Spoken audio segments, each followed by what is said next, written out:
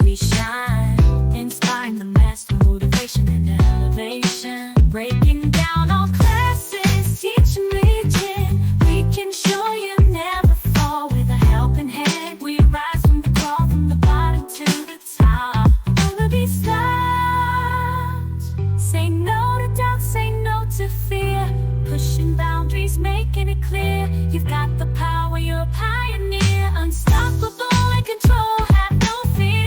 The dawn is finest, oh.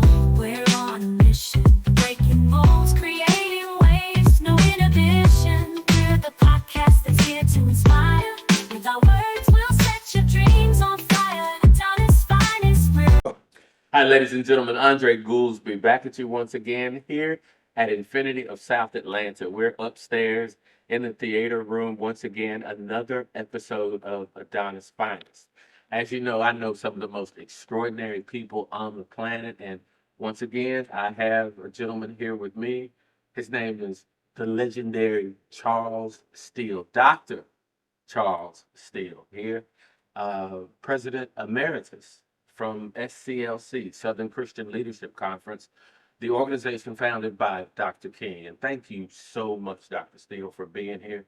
He's not just, this global figure that you all know. He is actually my friend and client with That's right. Infinity, but we have been trying to get together on this for years. We have talked about this moment for years, and thank you for taking time out of your busy schedule. I know your grandkids were playing, and your grandson was playing ball a bit earlier, and that Right. is so paramount. Family is Yes, right. paramount in your Everything. life. Yes. It is everything. So I just wanted to just take a little bit of time and find out a little bit more about you. Like, how did it all start? I know you're from Tuscaloosa. How did it all begin? Well, it started in Tuscaloosa, Alabama, with my being a teenager. Dr. King had been there because the city of Tuscaloosa, actually, with the emphasis being of today, people know football, basketball, and that's great. But I observed all of those leaders, including Coach Bear Bryant, who was a decent man. Mm-hmm. And he one of the first, and I didn't know it at that time, but I researched it later. He was the first white coach with a white institution, University of Kentucky, before he came to Alabama, who recruited, and it's in the 50s, late 50s, 2 black athletes. But the school wouldn't let them get on the field. So Coach Bear Bryant was a great leader. And his son and I are good friends, Paul Bear Bryant Jr. So my point is, you have to find a silver lining in leadership. Yes, sir. Many of people do what they do because they're pressurized in terms of society and the people they have to deal with. But the human side of them will always come out at some time. So I was in position, Gene Stallings and those kind of folks, outside of the black preacher. So I could congratulate the city of Tuscaloosa for having the opportunity of giving me the black pastoralship as well as the athletic, because I was in the football even before they had black players. I tried to play football, but I saw the politics in it as well. Even with black folks, you have politics. Yes, sir. Even today in sports, you have politics. But you have to withstand all of that to make a difference. It was politics that put us in slavery. It was politics. And I tell folks, every Caucasian that has a nickel or dime or any amount of money in their pocket came from slavery. They benefited from slavery. And we need to understand that.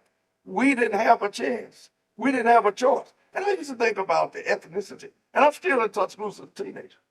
I'm thinking about the ethnicity of people, foreign so-called people we fought in wars. We would go past the University of Alabama, see them get an education, where black folks couldn't go. Then we'd see them in business. I want a chicken hut, a chicken restaurant, or a Pizza Hut, or whatever. And I told my mama, I said, Mama, why we can't work together like they are? and have those type of businesses. That part. And we didn't know no different. But America put them in business. They put them in business. And they don't put us in business. You see, that's the concern. So when the civil rights movement started in Tuscaloosa with Arthurine Lucent, I was 10 years of age. She was going to integrate the University of Alabama. She had gone to Alabama A&M black school and going to get a master's at the University of Alabama. And that's when the ugly head of racism came up. And let me just say this. Dr. King philosophy is that there are three ills in society that's going to prevent us from doing anything constructively in terms of economic development and giving African Americans, colored folks, Negroes at the time, don't forget where we come from, to understand that racism, poverty, and militaristic, the military are the three evils in society. I'm gonna say that again. Okay. Racism, poverty, and the military. Look what happened in Minnesota just a few weeks ago. Peace. Right. Military. You know, out here actually searching folks and killing folks without any type of warrants or any basic reason, just because they don't like certain folks and think that they are challenging them. So until we bring about healing in America on racism, we would never be successful. Do you know what Dr. King's speech was? Or was going to be, I should say, just prior to his assassination? That Thursday night, he was preparing this sermon for Ebenezer. And the title of the speech was, America Just Might Go to Hell. Whoa. Yes, sir. And I regret today that he did not finish that speech. Ooh. But guess what? I'm going to conclude it. I'm going to bring it to a head, because even in the Bible, people need to realize God don't fool with no scared folks. You got to have courage. I love that. You got to have, well, it's in the book of Numbers. When God told Moses to go and get 12 leaders from the tribes and go observe and spy on the land, the promised land. And they did it and he told them to do it for 40 days. Did it for 40 days. And they came back. 10 out of the 12 said we can't do it. They too big, they giants are there. Even their fruits are like this, you know. Their apples and grapes have to have 2 or 3 folks carrying them on the stick. They were afraid, fearful. And you know what? God told Moses to tell Joshua to tell them to spend 40 days. So when they came back and were so fearful, guess what? They spent 40 years In the wilderness. in the wilderness. Yes, sir.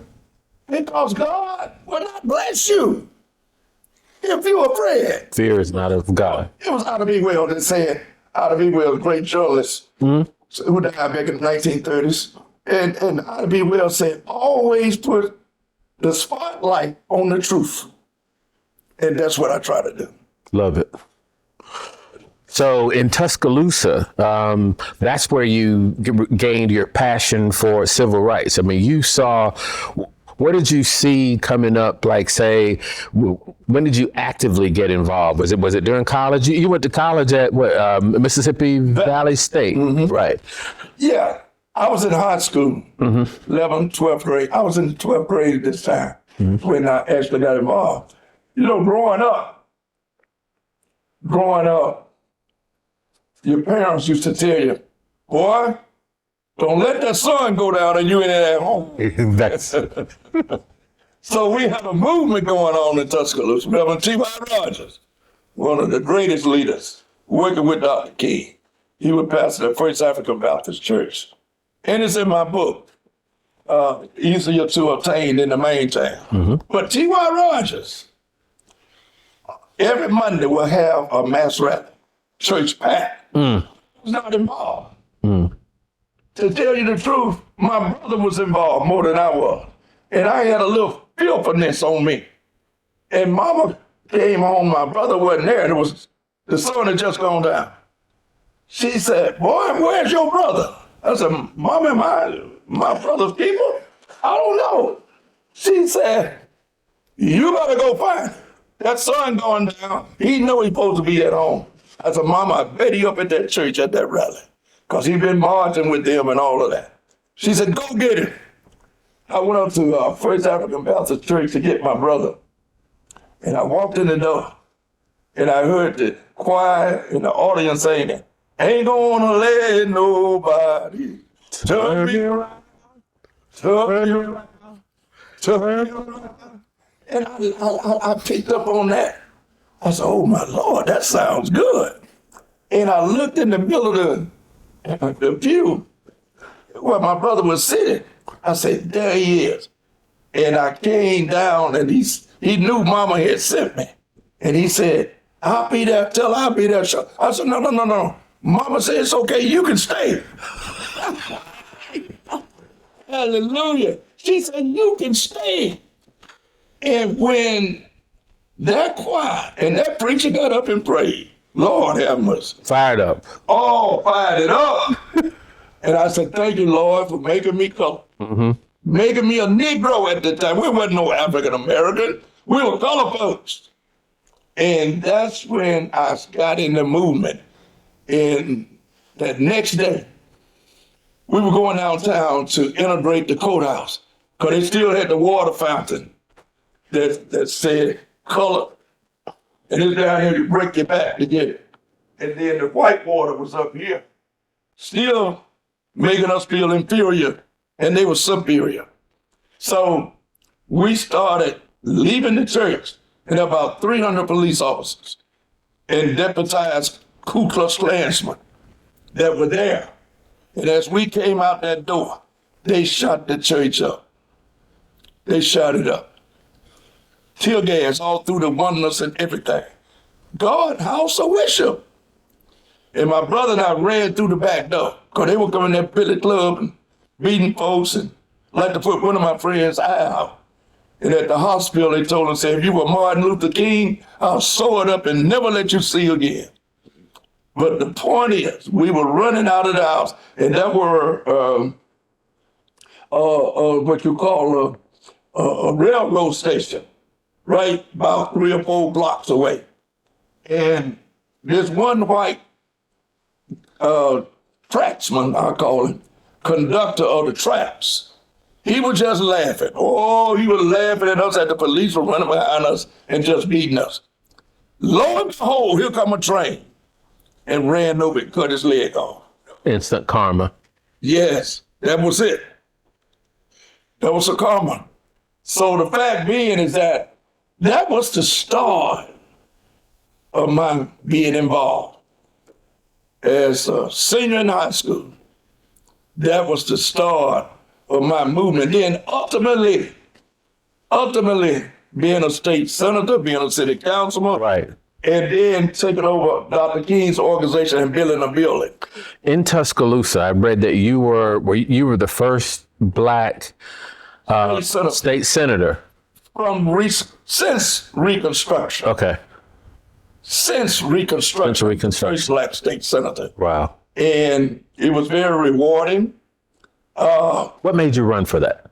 Well, the people. Because I was president of the local chapter of SCLC. I sat in the school board for 18 days with 6 other people, call us the Super Six. And they were retaining the Black elementary school kids because of some standardized tests that the parents didn't even know about and could prepare for. Mm-hmm. So in order to get them promoted and to take the test with preparation, we sat in the school board for 18 days. No math. We only had the restroom, and we sacrificed. They wouldn't put us in jail because that's what I wanted. And the superintendent came and told me, said, you ain't going to jail. Then that'll spread. And then you would have won and beat me. He told me that. He said, no, you can sit here all year if you want to. I ain't calling the police. Just make you a pillow and go to sleep. I was so disappointed. I wanted to go to jail. But you were already with SCLC, I was president of the local chapter. what made you get into that?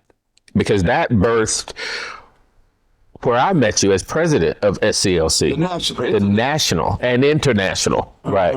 Was that coming from high school, and then that next step was? Well, after I came back home and started working with my dad after college, working with my dad in the funeral home, that gave me some independency. And Dad used to say, anybody who does not want to come and let us funeralize them in our funeral home business, then they not for us and we ain't for them. He said, because you putting your life on the line.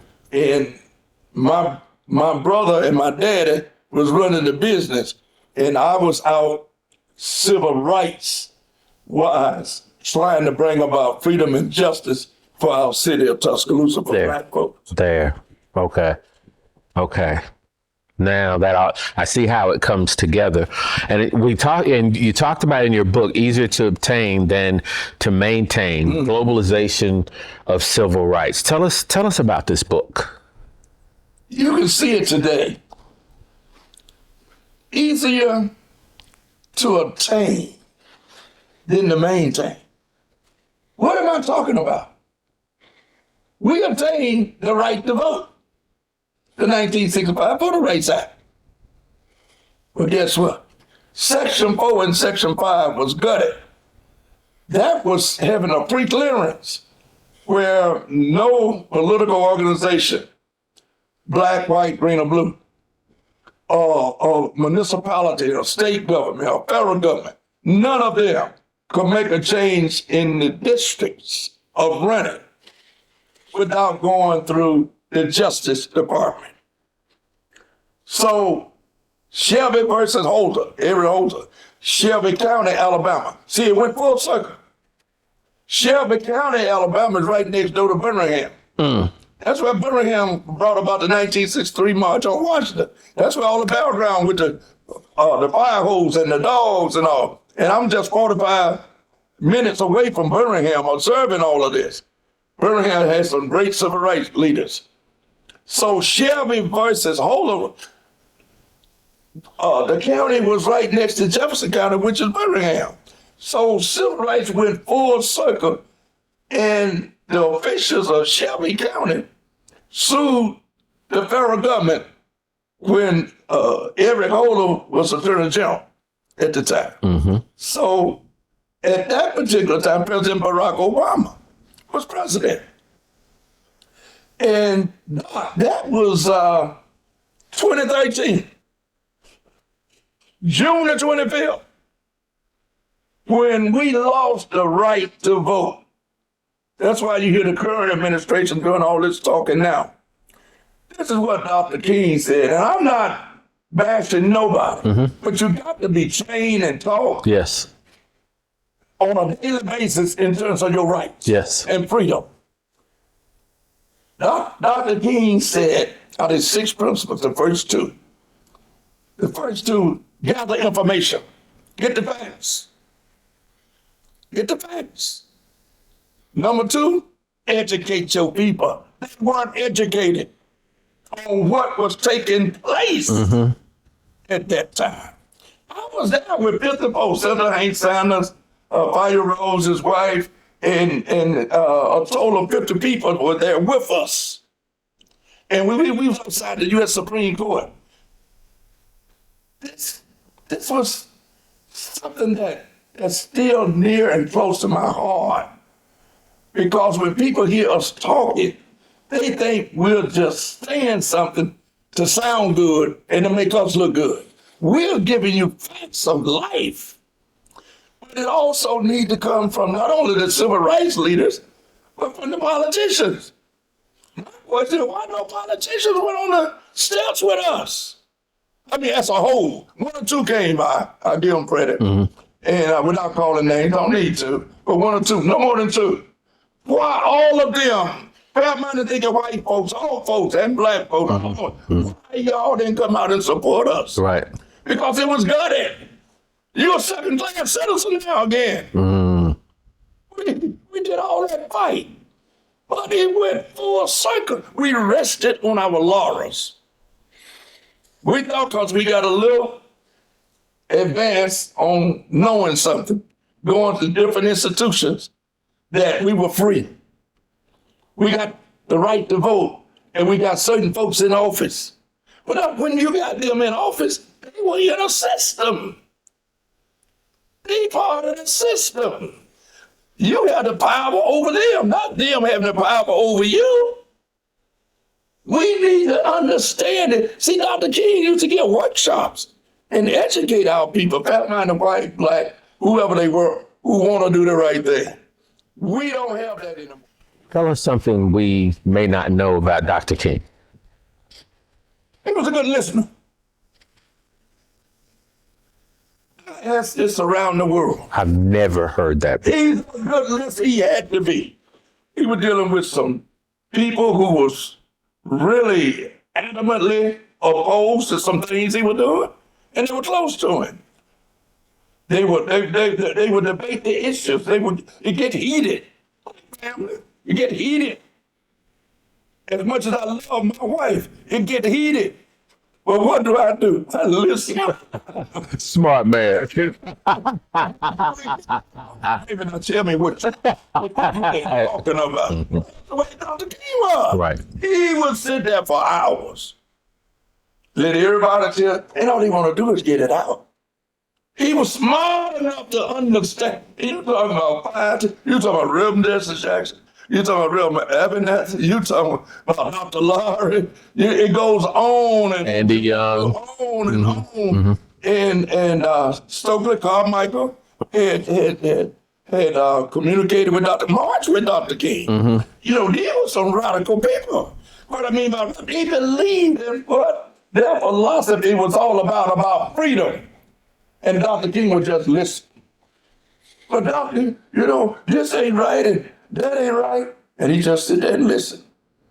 And then the next one would go, well, Doc, see, what he's saying is partially true, but this is the way I see it. James Bever. Yeah. What's the name, James? Yes. One of the greatest philosophers you ever want to see. Really? Vision. He's responsible for a lot of the successfulness of the movement. But his name doesn't ring like some names. James Bever was engraved and grounded in his philosophy. When I became president of SCLC, every morning, the national, he'll come and talk to me. Keep me there for 2 hours, and I just listen. Because he said, Steele, can't you see it? I'm talking about taking it here, taking it. And Dr. King had to deal with that. He and Shuttleworth. Right. Dr. Steele, we talked about the couple of the presidents of SCLC, some of your predecessors, Fred Shuttleworth. I remember going to the SCLC office. I've been there several times, of course, to see you and and to bring your tag. But I walked in that room and I saw the presidents. All the way from, of course, Dr. King, and then through Ralph David Abernathy Jr., all the way through Dr. Lowry, Fred Shuttleworth. I'm missing a couple in between there. Then your picture. That I got chills from being in the SCLC office. Well, you mentioned Reverend Fred Shuttleworth, who was a very good friend of mine. He and James Bever wanted to march from Birmingham to Washington, D.C. And Dr. King didn't want to do that. He said, you're putting our people at risk. They got to go through buses, cars, airplanes, whatever. And there was a big divide there. But at the end, they came together with Dr. King and others. But the fact being, it's a gentleman named Byron Rustin. Byron Rustin was a strategist. And many not many, but some folks didn't think he should be, and I would not go into it, should not be in the leadership role. But he didn't leave SCLC, and he traveled the world. He the one came up with Mahatma Gandhi for Dr. King. Peace and nonviolence. Peace and nonviolence. Yeah.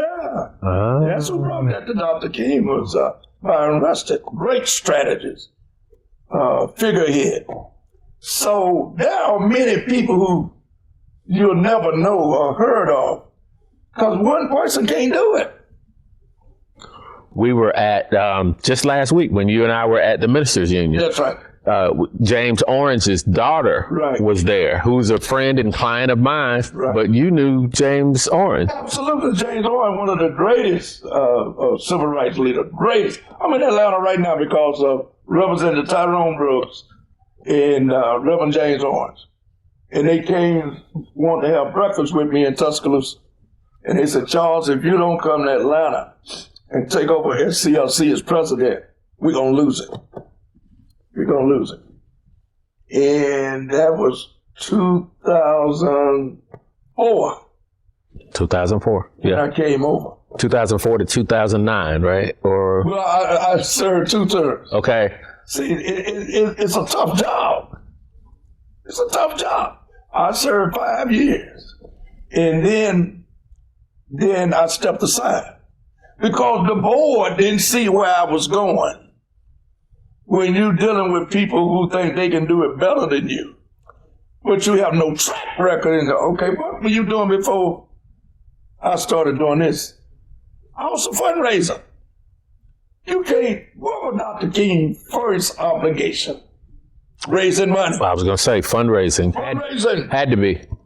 But you get all these other people got ideas. Everybody got an idea. You can go down any skip rope or place and some of the best ideas. I've gotten a couple ideas from people who didn't have a penny in their pocket, just listening, walking in cities all around the world and taking time to communicate with those who want to be respectful of you. Some people, black, white, green, or blue, don't want to respect what you do. So my whole concern is there's excellent ideas out there. They still on Skip Road, but they ain't got no relationship. They don't have no relationship. They don't have no money. They might have had some, but they didn't have the wherewithal to keep it, to do the right thing. For whatever reason, not just drugs, they just didn't know how to manage the money. Under my leadership with Dr. Bernard Lafayette being my chairman, and I had others, but Lafayette was my major supporter. I had 54 board members, too many. And all of them thought they were my boss. You just eulogized him. I just eulogized Dr. Bernard Lafayette, the greatest honor I could have ever had. You all were friends for 40 years. I met him 40 years ago through Reverend John Nettles, who's made his transition to go on to heaven. And Andre, it's amazing that you asked me about that, because last Sunday, someone came up to me and said, Charles, I'm sorry about your loss with Dr. Lafayette. I said, you just gave me my eulogy, man. You just gave me my speech. How so? Expound on that. Dr. Lafayette is not a loss. When you're lost, you don't know where the person is. Come on now. When you're lost, I can't find you. See, I speak to Dr. Lafayette every day, every minute, every hour, through the Spirit, because I know where he is. Ooh. Absent from the body, present with the Lord. Ooh. He was a believer. The night that Medgar Evers got killed in Jackson, Mississippi. Yep. Voter rights, NAACP, man, all of that. That same night, the Ku Klux Klan was supposed to kill Dr. Bernard Lafayette. That same night. And they beat him up. Got a picture of him with his head all bloody. And they act like something was wrong with their car. And he being the man that he was going to help them push it out the road. And that's when they attacked him. But there was a gentleman, Dr. Lafayette called him Red, that lived in an apartment next door to him. Red heard all of that arrangement. Dr. Lafayette down on the ground, the Ku Klux Klan, beating him up and get ready to kill him. Red come out with a shotgun. I can imagine what he said. Mm-hmm. And he got the attention of the old Klansmen. Lafayette got up and did like that. Red, don't kill him. Don't kill him, Red. And that's what saved their lives. So these are the type of people that the world need to understand. People like Dr. King and others, and Dr. Lafayette. The story needs to be told all over the world. I was in Jerusalem, state of Israel. Mm-hmm. Dr. Lafayette always have me to come in and put the icing on the cake. He'll train them for 3 or 4 days all over the world. Then he asked me if I could fly in or whatever. And I give a speech talking about the movement.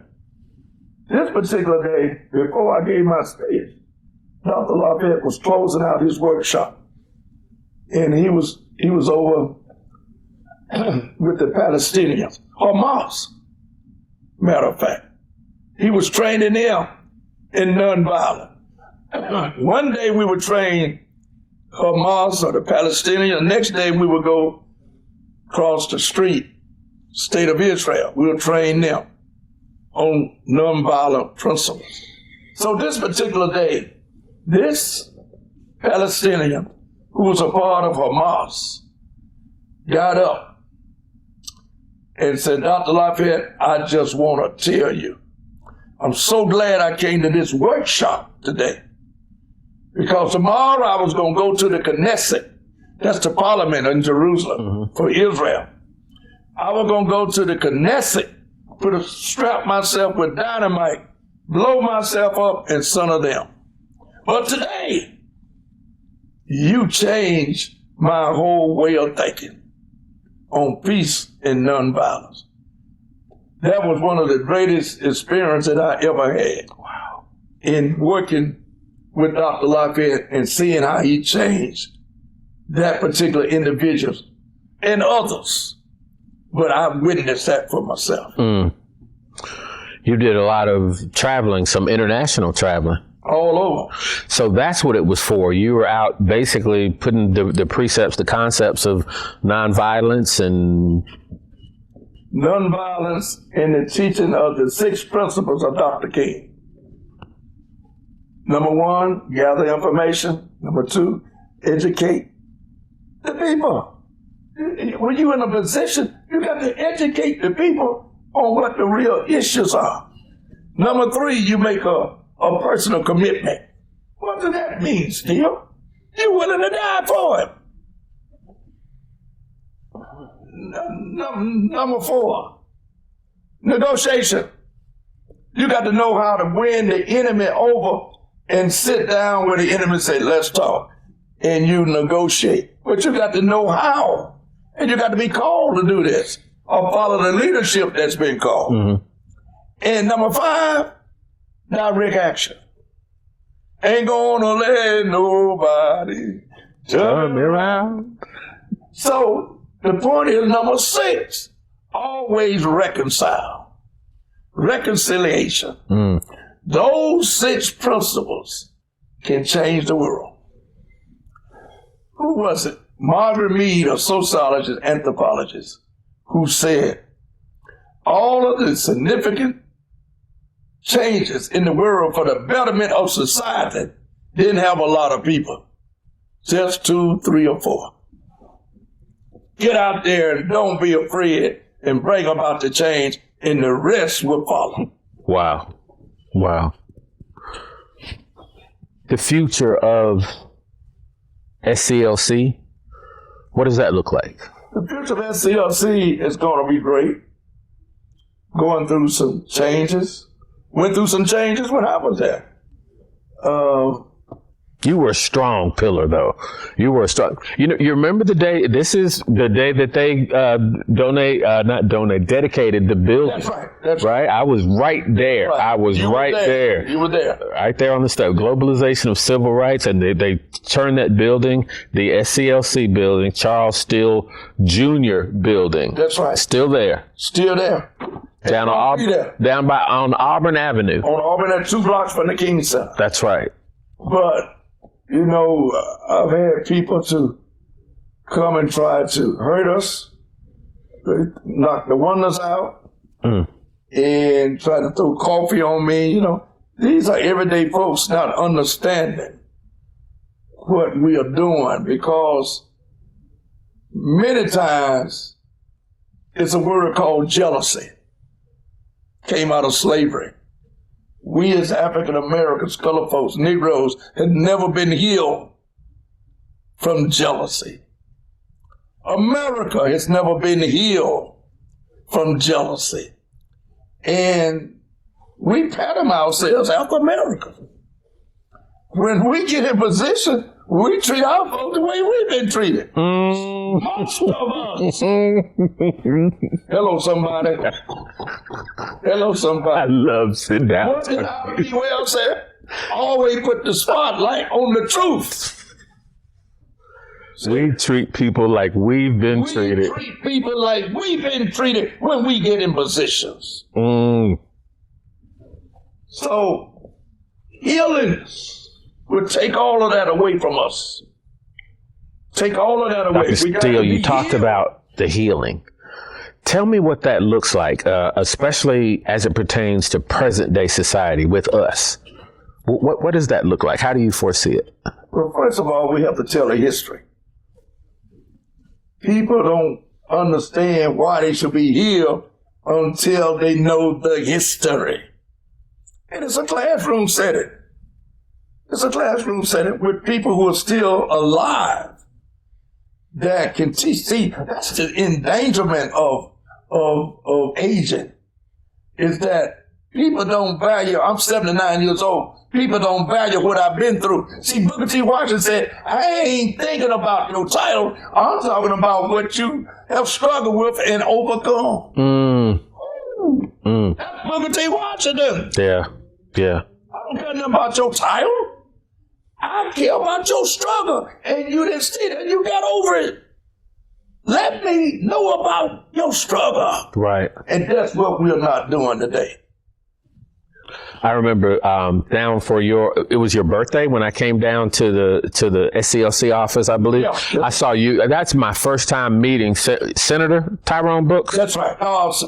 State Representative Tyrone Brooks. Mm-hmm. When I saw you two together and the camaraderie you had, and again, it was my first time meeting him. We talked for a while. Well, he talked for a while. I just was listening, but that was paramount what you just said about we don't know, what we don't know. We have to know the history of where we've been. And Representative Tyrone Brooks has been through the fire. Mm-hmm. He worked with Reverend Abernathy, right? Jose Williams. Mm-hmm. He know those stories.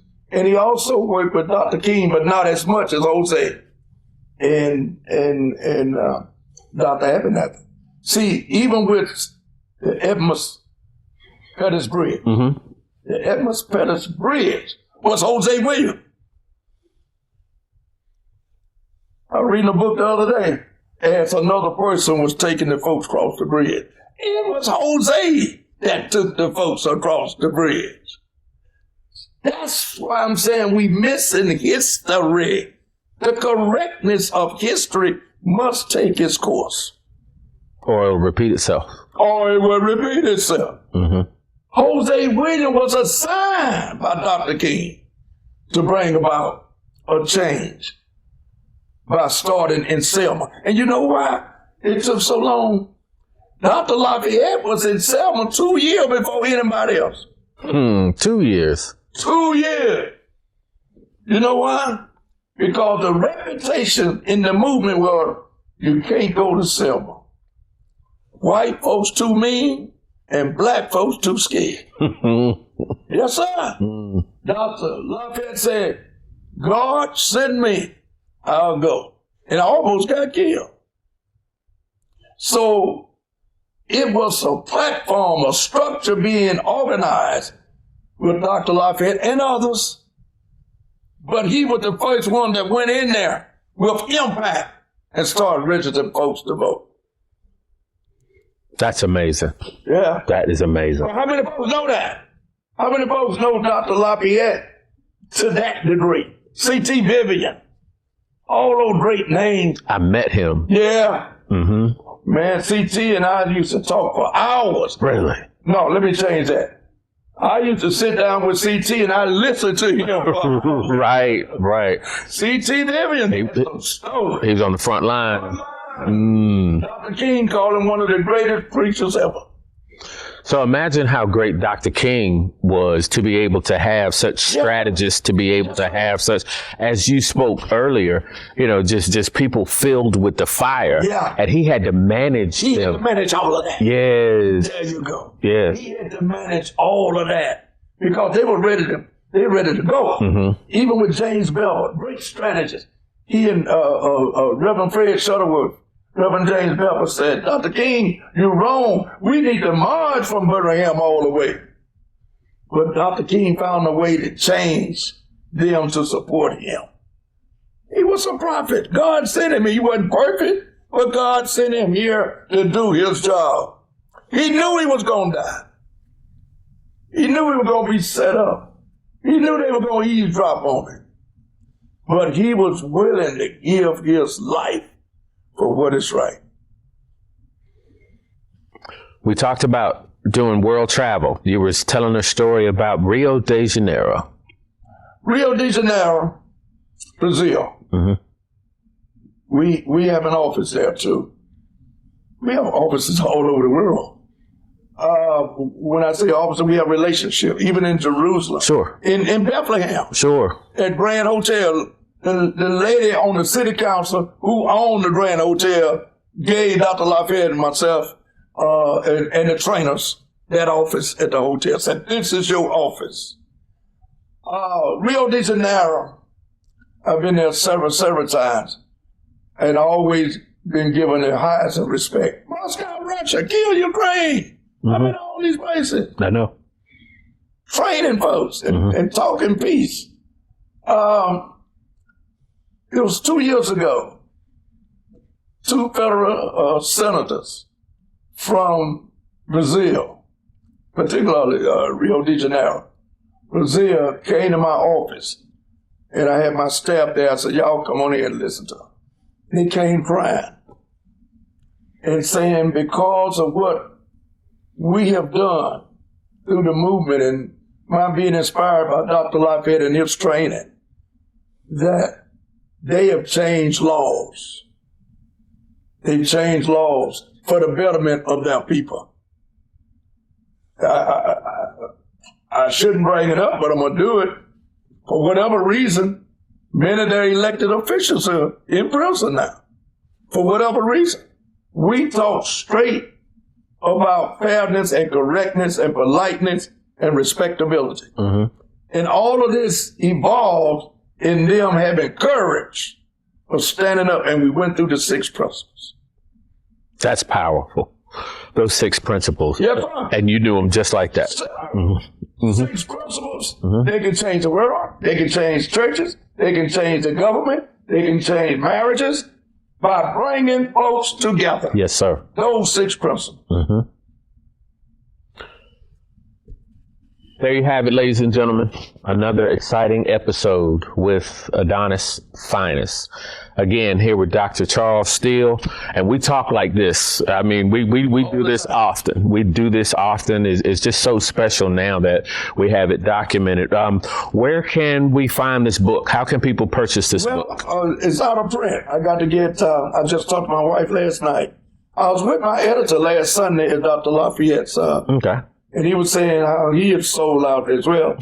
So we'll have it back to be ordered in probably 3 to 4 weeks. Got it. And I'll let you know and bring you some as well.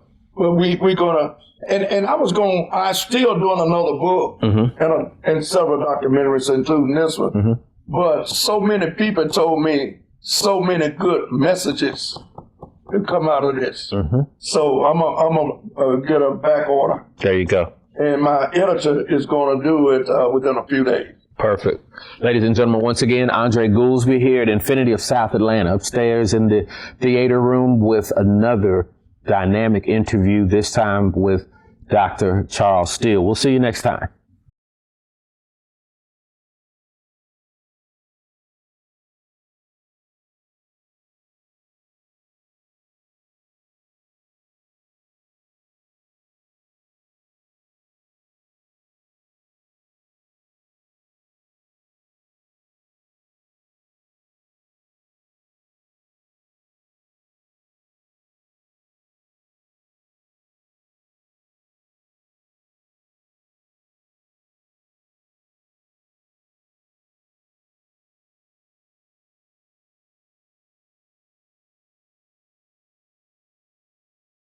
Ain't so hard, they're at the top of their game. We're about to make sure you know our names. Down this fine